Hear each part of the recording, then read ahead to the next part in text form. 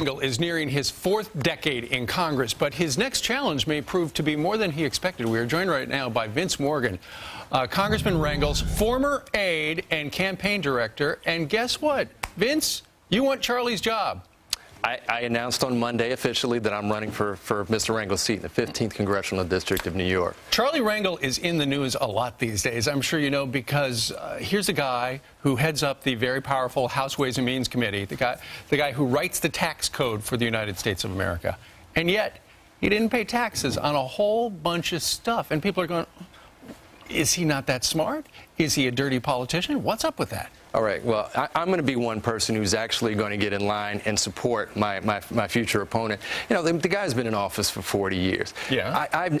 So he shouldn't pay his taxes? I've always known him to be a stand-up guy. Okay. And I do think this ethics investigation that's going on, these are responsible people that are looking into his affairs, and they're going to come to a conclusion.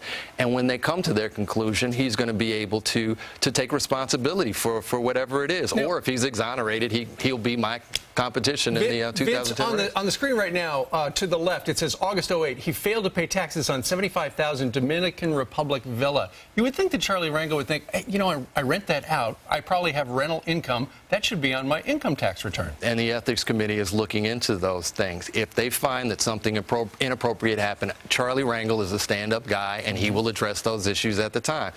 The Ethics Committee is doing their job, and I hope they will come to conclusion with this sometime soon. Vince, people might think that since you used to work for him, you might have some inside information on some dealings of his that are inappropriate. Absolutely, and not. I think he's a good man, and I certainly would not have been a part of anything. You know, after 40 years, and you said it in the actual run-up, after 40 years, I just think that it's a situation where I think there's a growing number of people in his district that are out of touch with him, not that he's out of touch with the district per se. After 40 years, it really is just time for a change.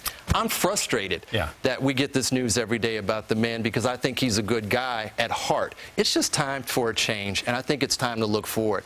It's unfortunate that he's in the situation he's in right now, because frankly, he should have gone into retirement in a positive way, as opposed to having this cloud hanging over his head. A lot of people who think he should retire anyway. All right, Vince, for the financial reasons. Vince Morgan, we thank you very much for joining us. Thank you very much. All right.